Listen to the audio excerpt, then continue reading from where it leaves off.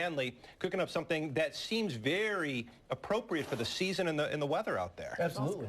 And not only for this season like Halloween, but we can take this all the way through to Thanksgiving because the presentation is very, very cool. So we're going to do like a pumpkin soup. I'm going to kind of make it a smoked chili pumpkin soup. And what I want to do is I'm going to throw it together first, and then we'll get to how we got there because I want to get it warmed up to make sure that you guys get hot soup. I like that. I like that plan. Yeah. So in here, what I did was I just rendered down some bacon and onions. Bacon first. And then some onions, caramelize them down real nice. Leave the fat in, of course. Most of my soups, this is the beginning preparation. You will find bacon and onions in my soup. So we're going to get that going, okay? So what I got here now is, this is just some equal parts heavy cream and chicken stock, okay? And I warmed it up. Just the two, yep. Okay. And I'm going to pour that right in here. That's good already. Just so that we make sure we get hot soup, okay? And that's still going good. So now, what I did was, your typical jack-o'-lantern pumpkin, not so good for pies and soup and stuff. People use different kind of squashes for that. I have a Hubbard variety. You might recognize the Hubbard, but it's usually really long and ugly. Well, this is the kind of jack-o'-lantern up a little bit. It's cool. I love the look. Right, and the flavor's fabulous compared to what this is. If you are going to use a jack-o'-lantern pumpkin, you want to use a small one and use the meat for that, Whoa, okay? hey now. So we know our soup's hot. So, of course, so what I did was I quartered this, okay, scooped out the seeds. I, of course, toasted the seeds. We're going to put that on top of our soup. They're good, by the way. Oh, great idea. Yeah, really good. All right, so we're going to put that back on like that. So, and then I put this in the oven. Before I did that, salt, pepper, okay, a little bit of brown sugar, and some butter, okay? And I put this in at 350 degrees.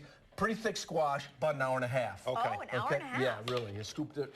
Then we're going to take it out, and we're going to scoop it right up. We're going to put it right in our soup. Oh, I see the magic happening. Yeah, this is beautiful. Oh, yeah. And the key to cutting that up, because I always have the hardest time cutting through, is a good knife. Oh, yeah. Well, actually, you might want to have, even sometimes with a Hubbard squash, you could use a hacksaw. Seriously, they You're are not kidding, very are you? tough. No, they're very, very tough. So what did you use to... I use my chef knife, which is incredibly sharp, of course. A lot of people at home probably aren't going to have that. Okay, so now I got that. I've got my squash going. All right, now this is pretty hot, so we're going to put this in a blender. Okay, Yeah, I'll hop over to the other side here. yeah, that's a good idea. Using a blender, what you want to be careful of, especially with cream and hot liquids and chicken stock, is you want to make sure you don't fill. I'm making a good mess here. That's okay. You don't want to fill it up too high Why not? because it will. The volume will double in size of your liquid, and then you will have a terrible molten mess, and it will be not good. And, yeah. So you're putting this in hot. Is it? Can you do it either way, or? It's best hot. It will mix up hot way better. Okay. Okay?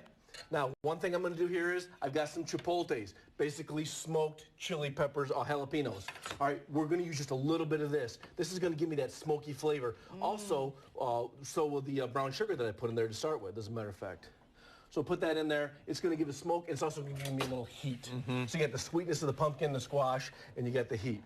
All right, put this on, and hopefully we won't be having any disasters. Start at a slow speed. Build it up. Yeah. This is why you want to be extension cord. Exactly. Let's see if I get my heat going yet.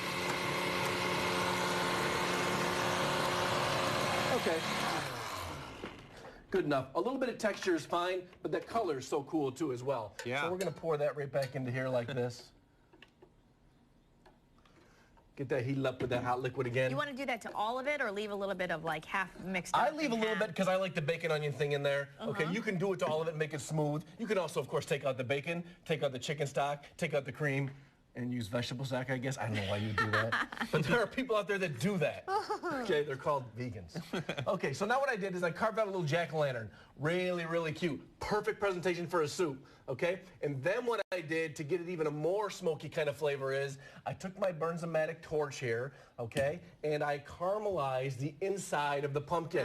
Now that's going to not only cauterize kind of dry up the inside of the pumpkin to make you a nice little dish to serve in, but it's also going to give it a nice smoky flavor, nice feel for that, That okay? is so cool. All right, we It got is 1 really minute. cool. Okay, so we're going to put this in here like this. 1 minute. Let's see if I can get it all in there like that. Wow. This has Pinterest written all over it. There we go. Right? Now, what is awesome is